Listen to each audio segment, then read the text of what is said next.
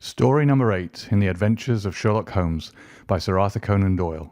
This LibriVox recording. Story number 8. The Adventure of the Speckled Band. On glancing over my notes of the 70-odd cases in which I have during the last 8 years studied the methods of my friend Sherlock Holmes, I find many tragic, some comic, a large number merely strange, but none commonplace. For working as he did rather for the love of his art than for the acquirement of wealth, he refused to associate himself with any investigation which did not tend towards the unusual and even the fantastic. Of all these varied cases, however, I cannot recall any which presented more singular features than that which was associated with the well-known Surrey family of the Roylotts of Stoke, Moran. The events in question occurred in the early days of my association with Holmes, when we were sharing rooms as bachelors in Baker Street. It is possible that I might have placed them upon record before, but a promise of secrecy was made at the time, from which I have only been freed during the last month by the untimely death of the lady to whom the pledge was given.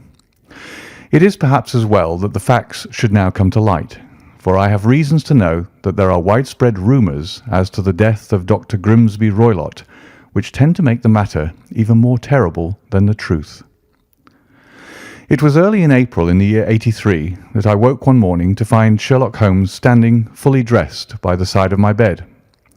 He was a late riser, as a rule, and as the clock on the mantelpiece showed me that it was only 7:15, I blinked up at him in some surprise, and perhaps just a little resentment, for I was myself regular in my habits. "Very sorry to knock you up, Watson," said he, "but it's the common lot this morning. Mrs. Hudson has been knocked up. She retorted upon me, and I on you." "What is it, then? A fire?" "No, a client. It seems that a young lady has arrived in a considerable state of excitement, who insists upon seeing me. She is waiting now in the sitting-room. Now, when young ladies wander about the metropolis at this hour of the morning and knock sleepy people up out of their beds, I presume that it is something very pressing which they should have to communicate. Should it prove to be an interesting case, you would, I am sure, wish to follow it from the outset. I thought at any rate that I should call you and give you the chance." "My dear fellow, I would not miss it for anything." I had no keener pleasure than in following Holmes in his professional investigations, and in admiring the rapid deductions, as swift as intuitions, and yet always founded on a logical basis with which he unravelled the problems which were submitted to him.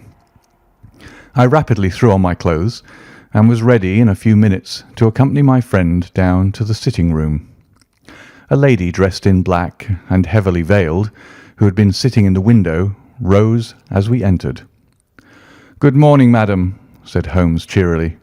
"My name is Sherlock Holmes. This is my intimate friend and associate, Dr. Watson, before whom you can speak as freely as before myself. Ha! I am glad to see that Mrs. Hudson has had the good sense to light the fire. Pray draw up to it, and I shall order you a cup of hot coffee, for I observe that you are shivering." "It is not cold which makes me shiver," said the woman in a low voice, changing her seat as requested. "What then?" "It is fear, Mr. Holmes. It is terror." She raised her veil as she spoke, and we could see that she was indeed in a pitiable state of agitation, her face all drawn and grey, with restless, frightened eyes like those of some hunted animal. Her features and figure were those of a woman of 30, but her hair was shot with premature grey, and her expression was weary and haggard. Sherlock Holmes ran her over with one of his quick, all-comprehensive glances. "You must not fear," said he soothingly, bending forward and patting her forearm. "We shall soon set matters right, I have no doubt. You have come in by train this morning, I see?" "You know me, then?" "No, but I observed the second half of a return ticket in the palm of your left glove. You must have started early, and yet you had a good drive in a dog-cart along heavy roads before you reached the station." The lady gave a violent start and stared in bewilderment at my companion. "There is no mystery, my dear madam," said he, smiling. "The left arm of your jacket is spattered with mud in no less than 7 places. The marks are perfectly fresh. There is no vehicle save a dog-cart which throws up mud in that way, and then only when you sit on the left-hand side of the driver." "Whatever your reasons may be, you are perfectly correct," said she. "I started from home before 6, reached Leatherhead at 20 past, and came in by the first train to Waterloo. Sir, I can stand this strain no longer. I shall go mad if it continues. I have no one to turn to, none, save only one who cares for me, and he, poor fellow, can be of little aid. I have heard of you, Mr. Holmes. I have heard of you from Mrs. Farintosh, whom you helped in the hour of her sore need. It was from her that I had your address. Oh, sir, do you not think that you could help me too, and at least throw a little light through the dense darkness which surrounds me? At present it is out of my power to reward you for your services, but in a month or 6 weeks I shall be married, with the control of my own income, and then at least you shall not find me ungrateful." Holmes turned to his desk and, unlocking it, drew out a small case-book which he consulted. "Farintosh," said he. "Ah, yes, I recall the case. It was concerned with an opal tiara. I think it was before your time, Watson. I can only say, madam, that I shall be happy to devote the same care to your case as I did to that of your friend. As to reward, my profession is its own reward, but you are at liberty to defray whatever expenses I may be put to at the time which suits you best. And now I beg that you will lay before us everything that may help us in forming an opinion upon the matter."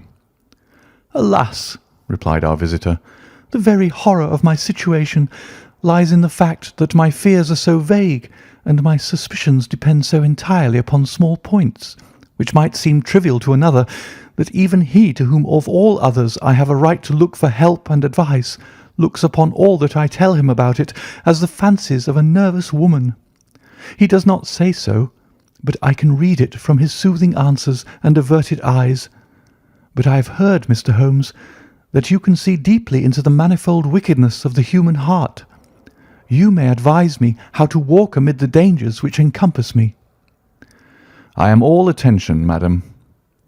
"My name is Helen Stoner, and I am living with my stepfather, who is the last survivor of one of the oldest Saxon families in England, the Roylotts of Stoke Moran, on the western border of Surrey." Holmes nodded his head. "The name is familiar to me," said he. "The family was at one time among the richest in England, and the estates extended over the borders into Berkshire in the north and Hampshire in the west. In the last century, however, 4 successive heirs were of a dissolute and wasteful disposition, and the family ruin was eventually completed by a gambler in the days of the Regency. Nothing was left save a few acres of ground and the 200-year-old house, which is itself crushed under a heavy mortgage. The last squire dragged out his existence there, living the horrible life of an aristocratic pauper. But his only son, my stepfather, seeing that he must adapt himself to the new conditions, obtained an advance from a relative, which enabled him to take a medical degree, and went out to Calcutta, where by his professional skill and his force of character he established a large practice. In a fit of anger, however, caused by some robberies which had been perpetrated in the house, he beat his native butler to death, and narrowly escaped a capital sentence. As it was, he suffered a long term of imprisonment, and afterwards returned to England a morose and disappointed man. When Dr. Roylott was in India, he married my mother, Mrs. Stoner, the young widow of Major General Stoner, of the Bengal Artillery. My sister Julia and I were twins, and we were only 2 years old at the time of my mother's remarriage. She had a considerable sum of money, not less than £1,000 a year, and this she bequeathed to Dr. Roylott entirely while we resided with him, with a provision that a certain annual sum should be allowed to each of us in the event of our marriage. Shortly after our return to England, my mother died. She was killed 8 years ago in a railway accident near Crewe. Dr. Roylott then abandoned his attempts to establish himself in practice in London, and took us to live with him in the old ancestral house at Stoke Moran. The money which my mother had left was enough for all our wants, and there seemed to be no obstacle to our happiness. But a terrible change came over our stepfather about this time. Instead of making friends and exchanging visits with our neighbours, who had at first been overjoyed to see a Roylott of Stoke Moran back in the old family seat, he shut himself up in his house and seldom came out, save to indulge in ferocious quarrels with whoever might cross his path.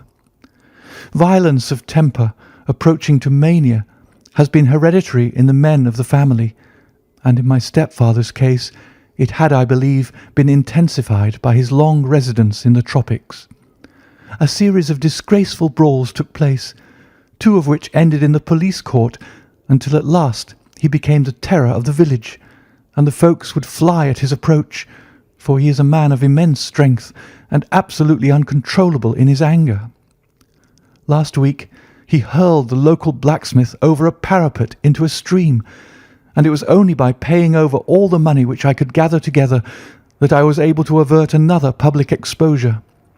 He had no friends at all save the wandering gipsies, and he would give these vagabonds leave to encamp upon the few acres of bramble-covered land which represent the family estate, and would accept in return the hospitality of their tents, wandering away with them sometimes for weeks on end.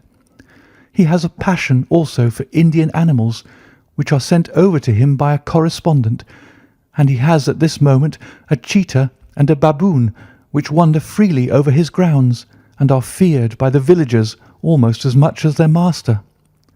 You can imagine from what I say that my poor sister Julia and I had no great pleasure in our lives. No servant would stay with us, and for a long time we did all the work of the house. She was but 30 at the time of her death, and yet her hair had already begun to whiten, even as mine has. Your sister is dead, then? She died just 2 years ago, and it is of her death that I wish to speak to you. You can understand that, living the life which I have described, we were little likely to see anyone of our own age and position. We had, however, an aunt, my mother's maiden sister, Miss Honoria Westphale, who lives near Harrow, and we were occasionally allowed to pay short visits at this lady's house. Julia went there at Christmas 2 years ago, and met there a half-pay major of Marines, to whom she became engaged. My stepfather learned of the engagement when my sister returned, and offered no objection to the marriage, but within a fortnight of the day which had been fixed for the wedding, the terrible event occurred which has deprived me of my only companion." Sherlock Holmes had been leaning back in his chair, with his eyes closed and his head sunk in a cushion, but he half opened his lids now and glanced across at his visitor. "Pray be precise as to details," said he. "It is easy for me to be so, for every event of that dreadful time is seared into my memory. The manor house is, as I have already said, very old, and only one wing is now inhabited. The bedrooms in this wing are on the ground floor, the sitting rooms being in the central block of the buildings. Of these bedrooms, the first is Dr. Roylott's, the second my sister's, and the third my own. There is no communication between them, but they all open out into the same corridor. Do I make myself plain?" "Perfectly so." "The windows of the 3 rooms open out upon the lawn.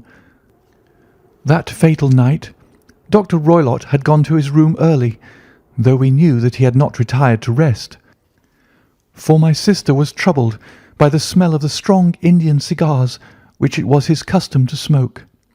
She left her room, therefore, and came into mine, where she sat for some time, chatting about her approaching wedding. At 11 o'clock she rose to leave me, but she paused at the door and looked back. "Tell me, Helen," said she, "have you ever heard anyone whistle in the dead of the night?" "Never," said I. "I suppose that you could not possibly whistle yourself in your sleep?" "Certainly not. But why?" because during the last few nights I have always, about 3 in the morning, heard a low, clear whistle. I am a light sleeper, and it has awakened me. I cannot tell where it came from, perhaps from the next room, perhaps from the lawn. I thought that I would just ask you whether you had heard it." "No, I have not. It must be those wretched gypsies in the plantation." "Very likely, and yet if it were on the lawn, I wonder that you did not hear it also." "Ah, but I sleep more heavily than you." "Well, it is of no great consequence at any rate." She smiled back at me, closed my door, and a few moments later I heard her key turn in the lock. "Indeed," said Holmes. "Was it your custom always to lock yourselves in at night?" "Always." "And why?" "I think that I mentioned to you that the doctor kept a cheetah and a baboon. We had no feeling of security unless our doors were locked." "Quite so. Pray proceed with your statement." "I could not sleep that night. A vague feeling of impending misfortune impressed me. My sister and I, you will recollect, were twins, and you know how subtle are the links which bind two souls which are so closely allied. It was a wild night. The wind was howling outside, and the rain was beating and splashing against the windows. Suddenly, amid all the hubbub of the gale, there burst forth the wild scream of a terrified woman. I knew that it was my sister's voice. I sprang from my bed, wrapped a shawl around me, and rushed into the corridor. As I opened my door, I seemed to hear a low whistle, such as my sister described, and a few moments later a clanging sound, as if a mass of metal had fallen. As I ran down the passage, my sister's door was unlocked and revolved slowly upon its hinges. I stared at it, horror-stricken, not knowing what was about to issue from it.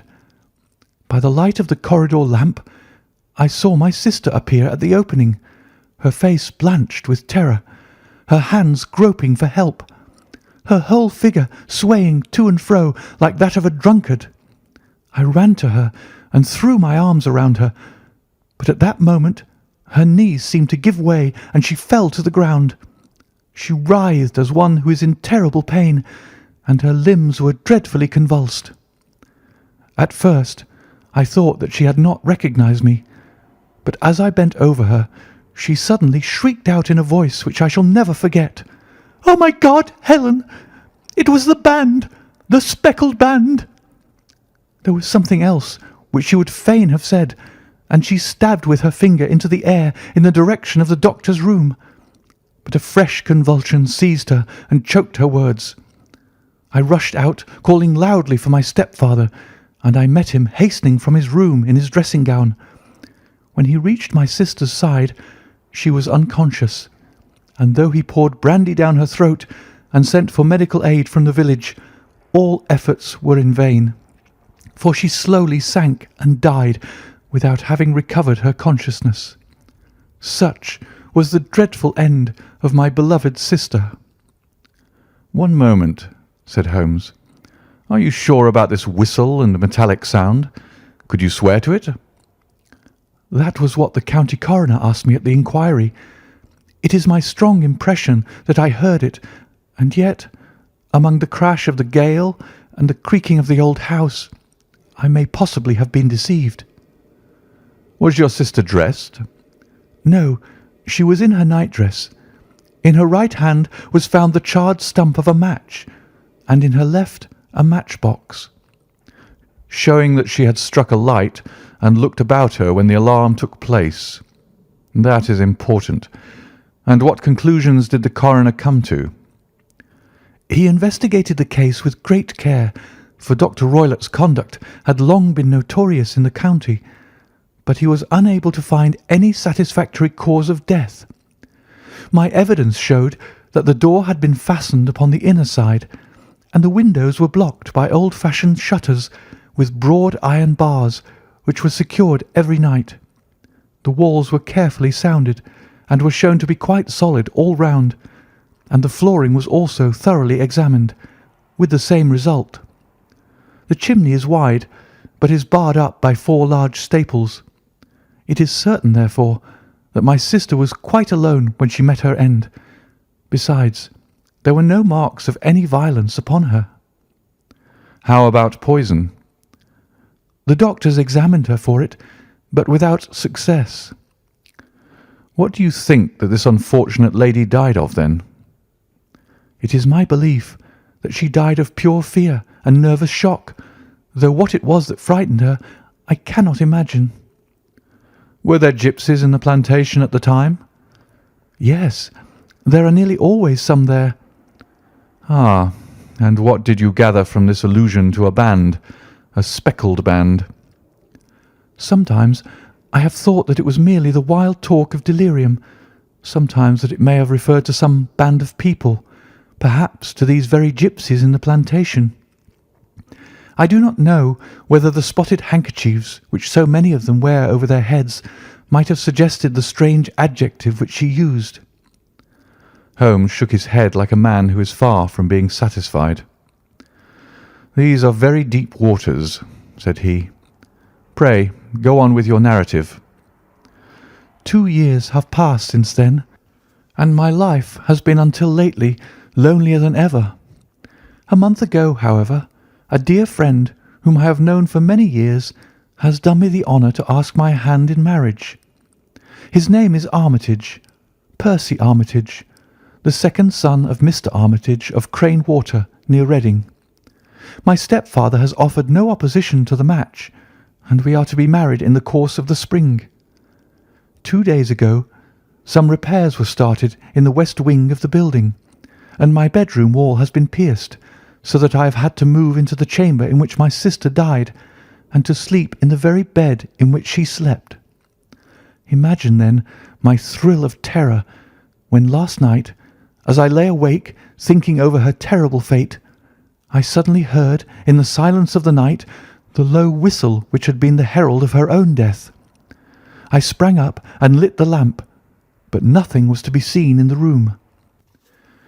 I was too shaken to go to bed again, however, so I dressed, and as soon as it was daylight I slipped down, got a dog-cart at the Crown Inn, which is opposite, and drove to Leatherhead, from whence I have come on this morning with the one object of seeing you and asking your advice." "You have done wisely," said my friend. "But have you told me all?" "Yes, all." "Miss Roylott, you have not. You are screening your stepfather." "Why? What do you mean?" For answer, Holmes pushed back the frill of black lace which fringed the hand that lay upon our visitor's knee. 5 little livid spots, the marks of 4 fingers and a thumb, were printed upon the white wrist. "You have been cruelly used," said Holmes. The lady coloured deeply and covered over her injured wrist. "He is a hard man," she said, "and perhaps he hardly knows his own strength." There was a long silence, during which Holmes leaned his chin upon his hands and stared into the crackling fire.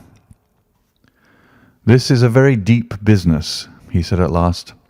"There are 1,000 details which I should desire to know before I decide upon our course of action. Yet we have not a moment to lose. If we were to come to Stoke Moran to-day, would it be possible for us to see over these rooms without the knowledge of your stepfather?" "As it happens, he spoke of coming into town to-day upon some most important business. It is probable that he will be away all day, and that there would be nothing to disturb you. We have a housekeeper now, but she is old and foolish, and I could easily get her out of the way." "Excellent. You are not averse to this trip, Watson?" "By no means." "Then we shall both come. What are you going to do yourself?" "I have 1 or 2 things which I would wish to do now that I am in town, but I shall return by the 12 o'clock train, so as to be there in time for your coming."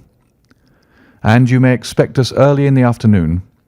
I have myself some small business matters to attend to. Will you not wait and breakfast?" "No, I must go. My heart is lightened already since I have confided my trouble to you. I shall look forward to seeing you again this afternoon." She dropped her thick black veil over her face and glided from the room. "And what do you think of it all, Watson?" asked Sherlock Holmes, leaning back in his chair. "It seems to me to be a most dark and sinister business." "Dark enough and sinister enough. Yet if the lady is correct in saying that the flooring and walls are sound, and that the door, window, and chimney are impassable, then her sister must have been undoubtedly alone when she met her mysterious end. What becomes, then, of these nocturnal whistles, and what of the very peculiar words of the dying woman? I cannot think. When you combine the ideas of whistles at night, the presence of a band of gipsies who are on intimate terms with this old doctor, the fact that we have every reason to believe that the doctor has an interest in preventing his stepdaughter's marriage, the dying allusion to a band, and finally the fact that Miss Helen Stoner heard a metallic clang, which might have been caused by one of those metal bars that secured the shutters falling back into its place, I think that there is good ground to think that the mystery may be cleared along those lines. But what then did the gipsies do? I cannot imagine. I see many objections to any such theory. And so do I. It is precisely for that reason that we are going to Stoke Moran this day. I want to see whether the objections are fatal, or if they may be explained away." "But what in the name of the devil?" The ejaculation had been drawn from my companion by the fact that our door had been suddenly dashed open and that a huge man had framed himself in the aperture. His costume was a peculiar mixture of the professional and of the agricultural, having a black top hat, a long frock coat, and a pair of high gaiters, with a hunting crop swinging in his hand. So tall was he that his hat actually brushed the crossbar of the doorway, and his breadth seemed to span it across from side to side. A large face, seared with 1,000 wrinkles, burned yellow with the sun, and marked with every evil passion, was turned from one to the other of us, while his deep-set, bile-shot eyes and his high, thin, fleshless nose gave him somewhat the resemblance to a fierce old bird of prey. "Which of you is Holmes?" asked this apparition. "My name, sir, but you have the advantage of me," said my companion quietly. "I am Dr. Grimsby Roylott, of Stoke Moran." "Indeed, doctor," said Holmes blandly. "Pray take a seat." "I will do nothing of the kind. My stepdaughter has been here. I have traced her. What has she been saying to you?" "It is a little cold for the time of year," said Holmes. "What has she been saying to you?" screamed the old man furiously. "But I have heard that the crocuses promise well," continued my companion imperturbably. "Huh! You put me off, do you?" said our new visitor, taking a step forward and shaking his hunting crop. "I know you, you scoundrel! I've heard of you before. You are Holmes the meddler." My friend smiled. "Holmes the busybody!" His smile broadened. "Holmes the Scotland Yard jack-in-office!" Holmes chuckled heartily. "Your conversation is most entertaining," said he. "When you go out, close the door, for there is a decided draught." "I will go when I've said my say. Don't you dare to meddle with my affairs. I know that Miss Stoner has been here. I traced her. I am a dangerous man to fall foul of. See here." He stepped swiftly forward, seized the poker, and bent it into a curve with his huge brown hands. "See that you keep yourself out of my grip," he snarled, and hurling the twisted poker into the fireplace, he strode out of the room. "He seems a very amiable person," said Holmes, laughing. "I'm not quite so bulky, but if he had remained, I might have shown him that my grip was not much more feeble than his own." As he spoke, he picked up the steel poker and, with a sudden effort, straightened it out again. Fancy his having the insolence to confound me with the official detective force. This incident gives zest to our investigation, however, and I only trust that our little friend will not suffer from her imprudence in allowing this brute to trace her. And now, Watson, we shall order breakfast, and afterwards I shall walk down to Doctors' Commons, where I hope to get some data which may help us in this matter. It was nearly 1 o'clock when Sherlock Holmes returned from his excursion. He held in his hand a sheet of blue paper, scrawled over with notes and figures. "I have seen the will of the deceased wife," said he. "To determine its exact meaning, I have been obliged to work out the present prices of the investments with which it is concerned. The total income, which at the time of the wife's death was little short of £1,100, is now, through the fall of agricultural prices, not more than £750. Each daughter can claim an income of £250 in case of marriage. It is evident, therefore, that if both girls had married, this beauty would have had a mere pittance, while even one of them would cripple him to a very serious extent. My morning's work has not been wasted, since it has proved that he has the very strongest motives for standing in the way of anything of the sort. And now, Watson, this is too serious for dawdling, especially as the old man is aware that we are interesting ourselves in his affairs. So, if you are ready, we shall call a cab and drive to Waterloo. I should be very much obliged if you would slip your revolver into your pocket. And Ely's No. 2 is in an excellent argument with gentlemen who can twist steel pokers into knots. That and a toothbrush are, I think, all that we need." At Waterloo we were fortunate in catching a train for Leatherhead, where we hired a trap at the station inn and drove for 4 or 5 miles through the lovely Surrey lanes, and in a few words he sketched out what had occurred. Miss Stoner turned white to the lips as she listened. "Good heavens!" she cried. "He has followed me, then?" "So it appears." "He is so cunning that I never know when I am safe from him. What will he say when he returns?" "He must guard himself, for he may find that there is someone more cunning than himself upon his track. You must lock yourself up from him tonight. If he is violent, we shall take you away to your aunt's at Harrow. Now, we must make the best use of our time, so kindly take us at once to the rooms which we are to examine." The building was of grey, lichen-blotched stone, with a high central portion and 2 curving wings, like the claws of a crab, thrown out on each side. In one of these wings the windows were broken and blocked with wooden boards, while the roof was partly caved in, a picture of ruin. The central portion was in little better repair, but the right-hand block was comparatively modern, and the blinds in the windows, with the blue smoke curling up from the chimneys, showed that this was where the family resided. Some scaffolding had been erected against the end wall, and the stonework had been broken into, but there were no signs of any workmen at the moment of our visit. Holmes walked slowly up and down the ill-trimmed lawn, and examined with deep attention the outsides of the windows. "This, I take it, belongs to the room in which you used to sleep, the centre one to your sister's, and the one next to the main building to Dr. Roylott's chamber." "Exactly so, but I am now sleeping in the middle one." "Pending the alterations, as I understand. By the way, there does not seem to be any very pressing need for repairs at that end wall." "There were none. I believe that it was an excuse to move me from my room." "Ah, that is suggestive. Now, on the other side of this narrow wing runs the corridor from which these 3 rooms open. There are windows in it, of course?"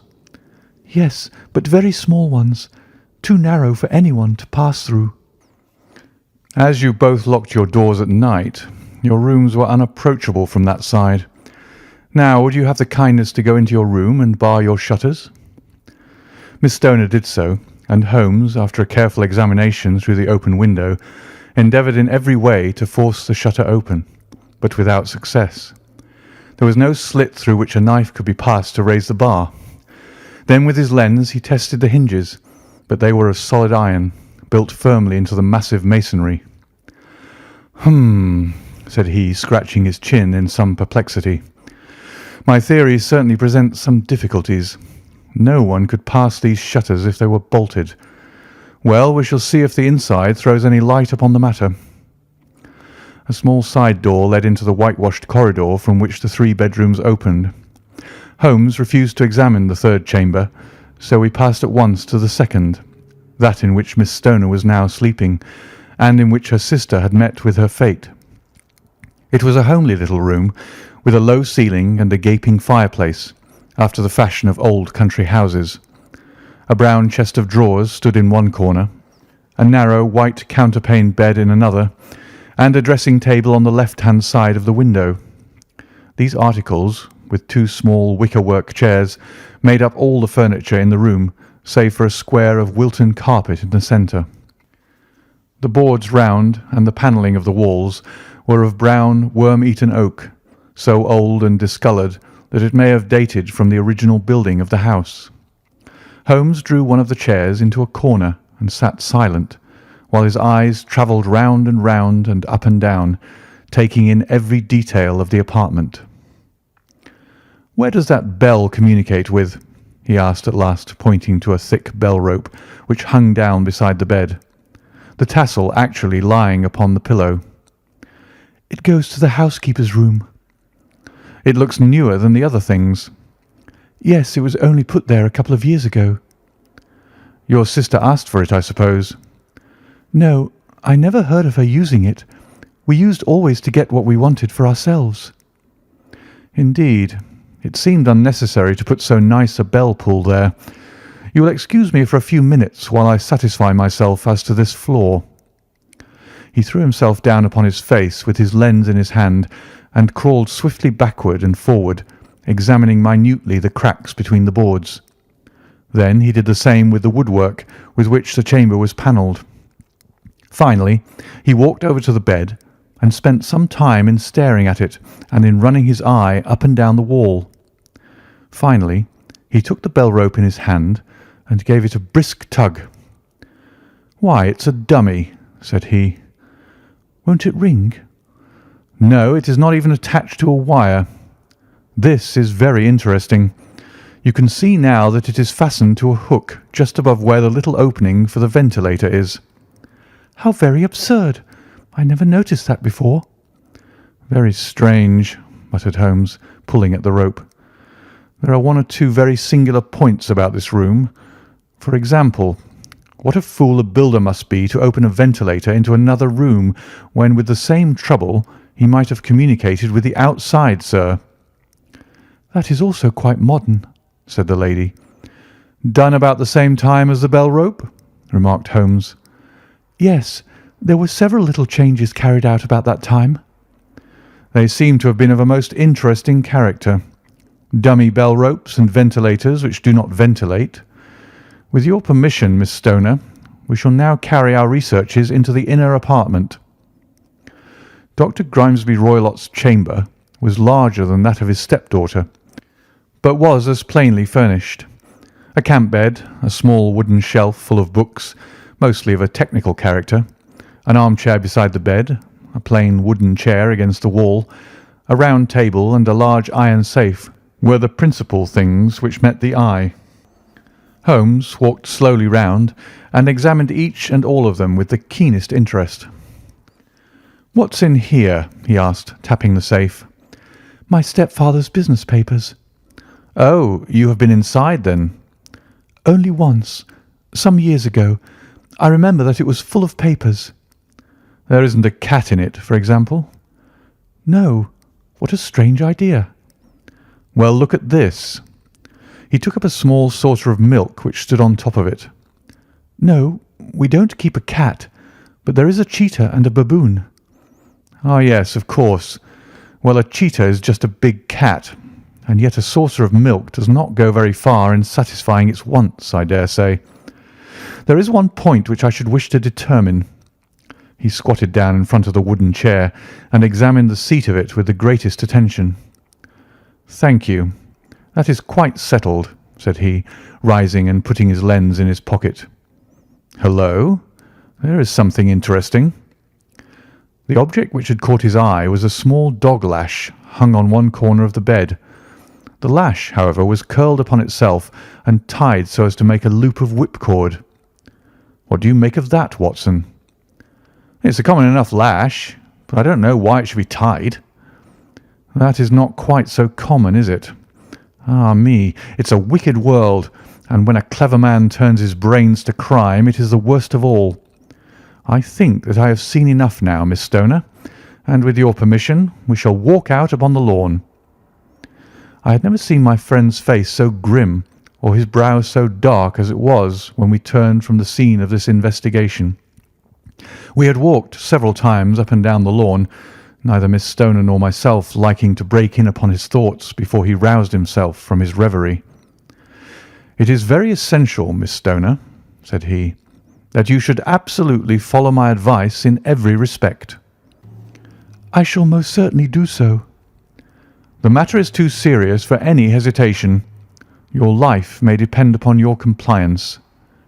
"I assure you that I am in your hands." "In the first place, both my friend and I must spend the night in your room." Both Miss Stoner and I gazed at him in astonishment. "Yes, it must be so. Let me explain.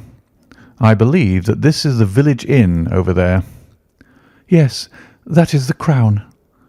"Very good. Your windows will be visible from there." "Certainly." "You must confine yourself to your room on pretence of a headache when your stepfather comes back. Then when you hear him retire for the night, you must open the shutters of your window, undo the hasp, put your lamp there as a signal to us, and then withdraw quietly with everything which you are likely to want into the room which you used to occupy. I have no doubt that, in spite of the repairs, you could manage there for one night." "Oh, yes, easily." "The rest you will leave in our hands." "But what will you do?" "We shall spend the night in your room, and we shall investigate the cause of this noise which has disturbed you." "I believe, Mr. Holmes, that you have already made up your mind," said Miss Stoner, laying her hand upon my companion's sleeve. "Perhaps I have." "Then, for pity's sake, tell me what was the cause of my sister's death." "I should prefer to have clearer proofs before I speak." "You can at least tell me whether my own thought is correct, and if she died from some sudden fright." "No, I do not think so. I think that there was probably some more tangible cause. And now, Miss Stoner, we must leave you, for if Dr. Roylott returned and saw us, our journey would be in vain. Good-bye, and be brave, for if you will do what I have told you, you may rest assured that we shall soon drive away the dangers that threaten you." Sherlock Holmes and I had no difficulty in engaging a bedroom and sitting room at the Crown Inn. They were on the upper floor, and from our window we could command a view of the avenue gate and of the inhabited wing of Stoke Moran Manor House. At dusk we saw Dr. Grimesby Roylott drive past, his huge form looming up beside the little figure of the lad who drove him. The boy had some slight difficulty in undoing the heavy iron gates, and we heard the hoarse roar of the doctor's voice and saw the fury with which he shook his clinched fists at him. The trap drove on, and a few minutes later we saw a sudden light spring up among the trees as the lamp was lit in one of the sitting rooms. "Do you know, Watson," said Holmes as we sat together in the gathering darkness, "I have really some scruples as to taking you tonight. There is a distinct element of danger. Can I be of assistance? Your presence might be invaluable. Then I shall certainly come. It is very kind of you. You speak of danger. You've evidently seen more in these rooms than was visible to me." "No, but I fancy that I may have deduced a little more. I imagine that you saw all that I did." "I saw nothing remarkable save the bell rope, and what purpose that could answer, I confess, is more than I imagine." "You saw the ventilator too?" "Yes, but I don't think that it's such a very unusual thing to have a small opening between two rooms. It was so small that a rat could hardly pass through." "I knew that we should find a ventilator before ever we came to Stoke Moran." "My dear Holmes." "Oh, yes, I did. You remember in her statement she said that her sister could smell Dr. Roylott's cigar. Now, of course, that suggested at once that there must be a communication between the two rooms. It could only be a small one, or it would have been remarked upon at the coroner's inquiry. I deduced a ventilator. But what harm can there be in that? Well, there is at least a curious coincidence of dates. A ventilator is made, a cord is hung, and a lady who sleeps in the bed dies. Does not that strike you?" "I cannot as yet see any connection." Did you observe anything very peculiar about that bed?" "No." "It was clamped to the floor. Did you ever see a bed fastened like that before?" "I can't say that I have." "The lady could not move her bed. It must always be in the same relative position to the ventilator and to the rope, or so we may call it, since it was clearly never meant for a bell pull." "Holmes," I cried, "I seem to see dimly what you are hinting at. We are only just in time to prevent some subtle and horrible crime." "Subtle enough and horrible enough. When a doctor does go wrong, he is the first of criminals. He has nerve and he has knowledge. Palmer and Pritchard were among the heads of their profession. This man strikes even deeper, but I think, Watson, that we shall be able to strike deeper still. But we shall have horrors enough before the night is over. For goodness' sake, let us have a quiet pipe and turn our minds for a few hours to something more cheerful." About 9 o'clock the light among the trees was extinguished, and all was dark in the direction of the manor house. 2 hours passed slowly away, and then suddenly, just at the stroke of 11, a single bright light shone out right in front of us. "That is our signal," said Holmes, springing to his feet. "It comes from the middle window." As we passed out, he exchanged a few words with the landlord, explaining that we were going on a late visit to an acquaintance, and that it was possible that we might spend the night there. A moment later, we were out on the dark road, a chill wind blowing in our faces, and one yellow light twinkling in front of us through the gloom to guide us on our sombre errand. There was little difficulty in entering the grounds, for unrepaired breaches gaped in the old park wall. Making our way among the trees, we reached the lawn, crossed it, and were about to enter through the window when out from a clump of laurel bushes there darted what seemed to be a hideous and distorted child, who threw itself upon the grass with writhing limbs and then ran swiftly across the lawn into the darkness. "My God!" I whispered. "Did you see it?"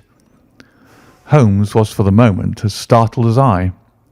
His hand closed like a vice upon my wrist in his agitation. Then he broke into a low laugh and put his lips to my ear. "It is a nice household," he murmured. "That is the baboon."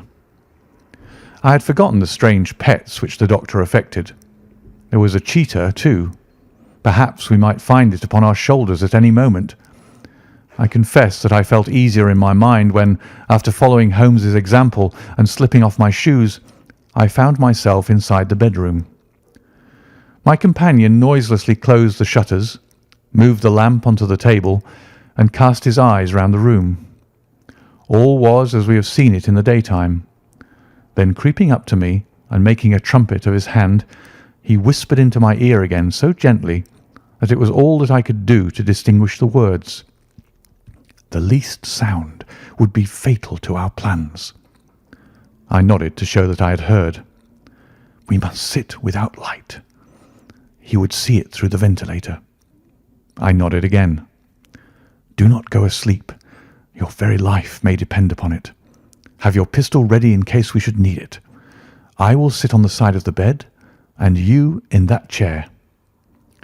I took out my revolver and laid it on the corner of the table. Holmes had brought up a long, thin cane, and this he placed upon the bed beside him. By it he laid the box of matches and the stump of a candle. Then he turned down the lamp, and we were left in darkness. How shall I ever forget that dreadful vigil? I could not hear a sound, not even the drawing of a breath, and yet I knew that my companion sat open-eyed within a few feet of me, in the same state of nervous tension in which I was myself. The shutters cut off the least ray of light, and we waited in absolute darkness. From outside came the occasional cry of a night bird, and once at our very window a long-drawn cat-like whine, which told us that the cheetah was indeed at liberty. Far away we could hear the deep tones of the parish clock, which boomed out every quarter of an hour. How long they seemed, those quarters! 12 struck, and 1, and 2, and 3, and still we sat waiting silently for whatever might befall.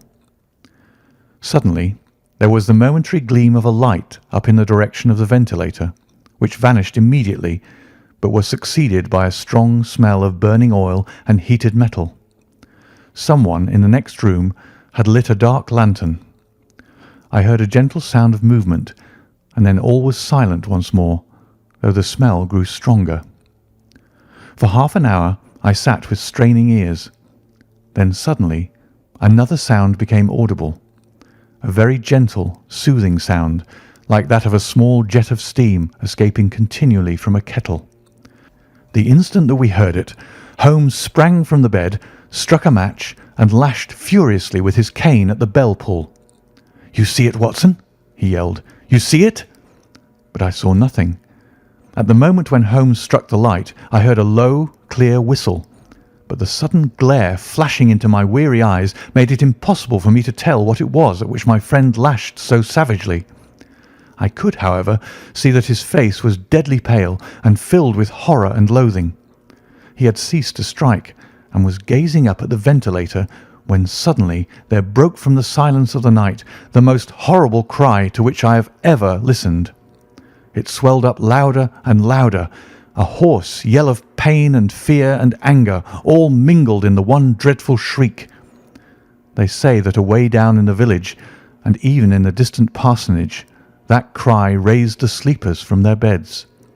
It struck cold to our hearts, and I stood gazing at Holmes and he at me until the last echoes of it had died away into the silence from which it rose. "What can it mean?" I gasped.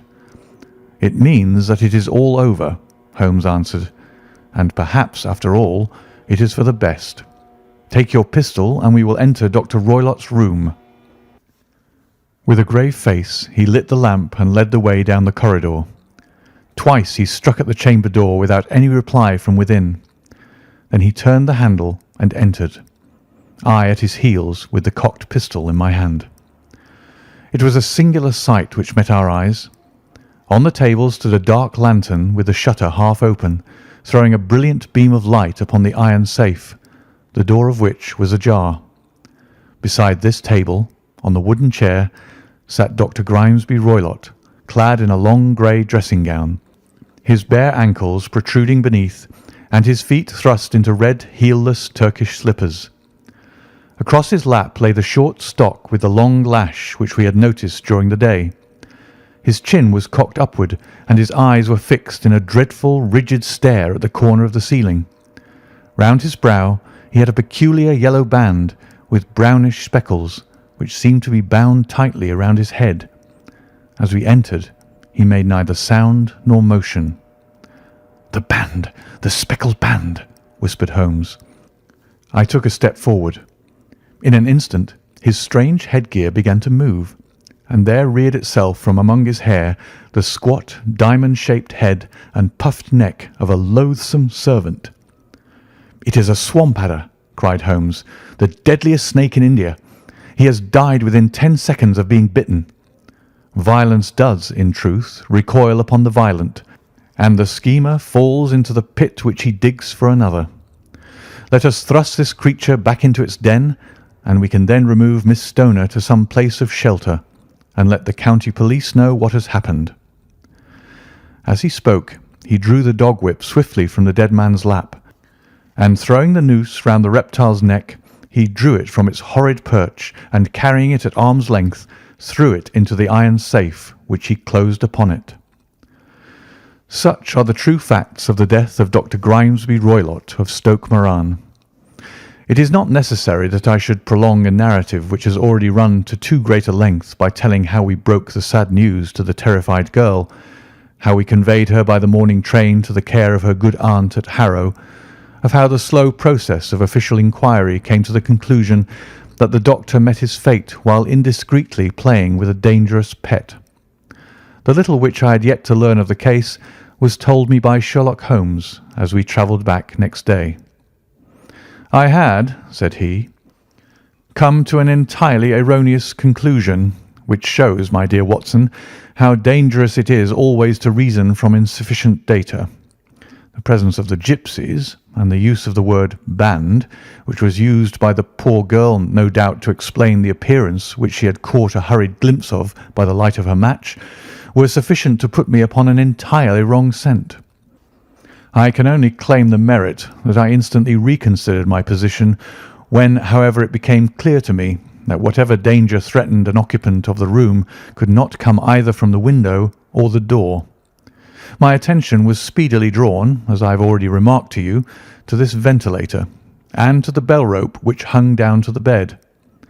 The discovery that this was a dummy, and that the bed was clamped to the floor, instantly gave rise to the suspicion that the rope was there as a bridge for something passing through the hole and coming to the bed.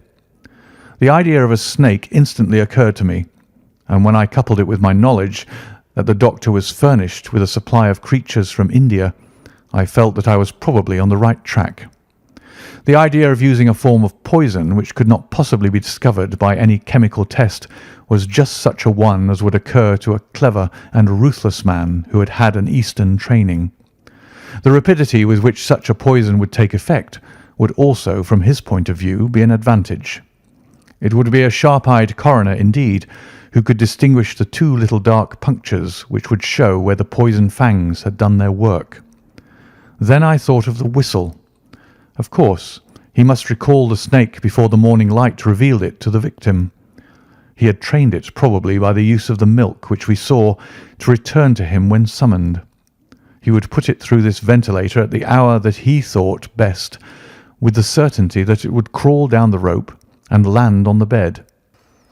It might or might not bite the occupant. Perhaps she might escape every night for a week, but sooner or later she must fall a victim. I had come to these conclusions before ever I had entered his room. An inspection of his chair showed me that he had been in the habit of standing on it, which of course would be necessary in order that he should reach the ventilator. The sight of the safe, the saucer of milk, and the loop of whipcord were enough to finally dispel any doubts which may have remained. The metallic clang heard by Miss Stoner was obviously caused by her stepfather hastily closing the door of his safe upon its terrible occupant. Having once made up my mind, you know the steps which I took in order to put the matter to the proof. I heard the creature hiss, as I have no doubt that you did also, and I instantly lit the light and attacked it, with the result of driving it through the ventilator, and also with the result of causing it to turn upon its master at the other side. Some of the blows of my cane came home and roused its snakish temper, so that it flew upon the first person it saw.